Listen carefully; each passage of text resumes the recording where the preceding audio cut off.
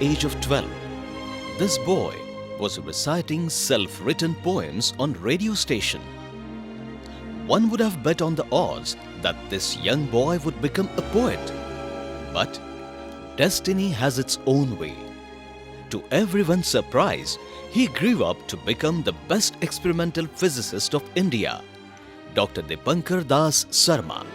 I remember the first income in my life was by reciting my own poems over the All India Radio in a program that was meant for young budding poets. It must not have been too bad an experience for All India Radio because I got a second invitation from them. But unfortunately by that time I had already moved on and joined IIT Kanpur, so I couldn't take up this invitation, and that's where rested the possibility of a second alternate career in my life. Dr. Dipankar Das Sarma specializes in electronic structure of solid, strongly correlated electron systems, semiconducting nanoparticles and conjugated polymers. He obtained his MSc from IIT Kanpur and PhD from IISc Bengaluru. Thereon, he has added extensively to various avenues of science as a research associate, professor, guest scientist, chairman, honorary professor and adjunct professor to many science institutes and research centers in India and abroad. He has made significant contributions to the field of electron spectroscopy, materials synthesis, and in understanding their electronic, magnetic, dielectric, and optical properties, combining a variety of experimental techniques with theoretical investigations. After my IIT Kanpur, I came directly over to Indian Institute of Science, Bangalore, for doing my PhD. Professor C.N.R. Rao, even at that time, embodied a person of science and how science should be done. And he was extremely famous. And here I was, a particularly completely unknown student of IIT Kanpur, but the kind of care and attention he paid to me was really astounding. Dr. D.D. Sarma has trained more than 15 PhD students. His research group has a repute of motivated individuals exploring radical scientific fundamentals beyond regular norms. Actually, DD is more than a PhD guide to us. He has taught us how to think independently. What I'd like to mainly say is the freedom of thought, the freedom of speech that we enjoy here, working here. Didi is a very good person. I can't describe him, but he's very caring also, and in terms of both science and other personal issues. He's also very jovial, so we enjoy every moment. Not only does he lead this family of young thinkers, but even back home, he belongs to a family of intellectuals. We were born into a relatively poor family, though it's sort of difficult to pin it down because it really didn't matter how wealthy our parents were. Ours is a very close-knit family of father, mother, my elder brother, about 2.5 years older to me, and a sister 6 years younger to me. I remember it was a very great fun time. Both father and mother were great intellectuals and with great potentials.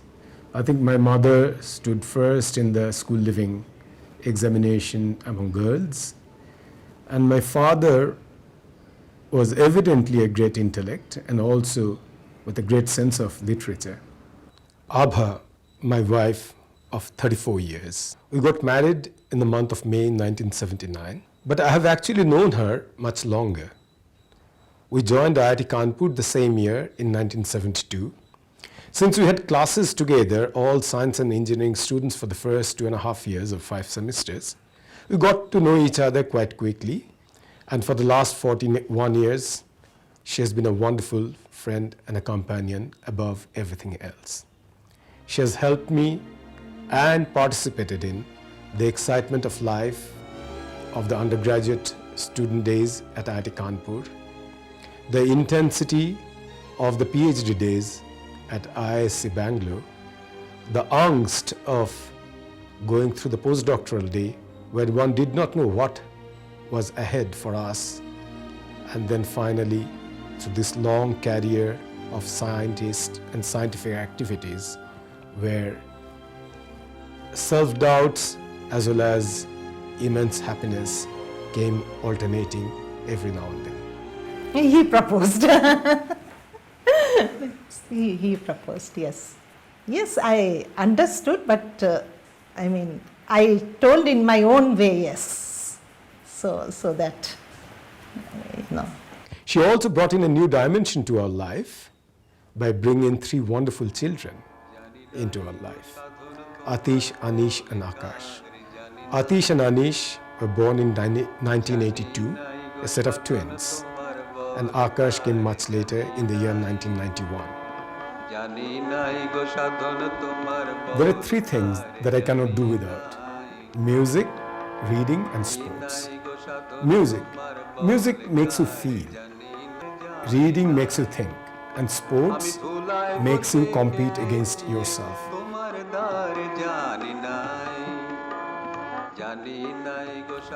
I've always been interested in sports. I was the athletics captain of the year at IIT Kanpur for one of the years.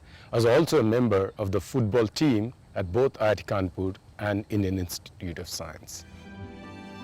Let's hear the views of such science devotee regarding a few aspects of life. Widest dreams. Well, to borrow the words from John Muir, the mountains are calling and I must go.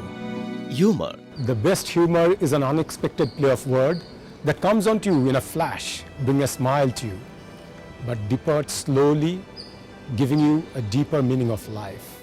Indian politics. It would be tragic if you get used to it. About Pune. Great place, great people, great friends, and great cultural heritage, and above all, greatest bhakkarwaris that I have ever seen. Idea of successful person. My idea of a successful person in life is one who on his deathbed can say that given a chance, once again, he'll live it the same way, essentially the same way. That's a person whose life has been a successful one.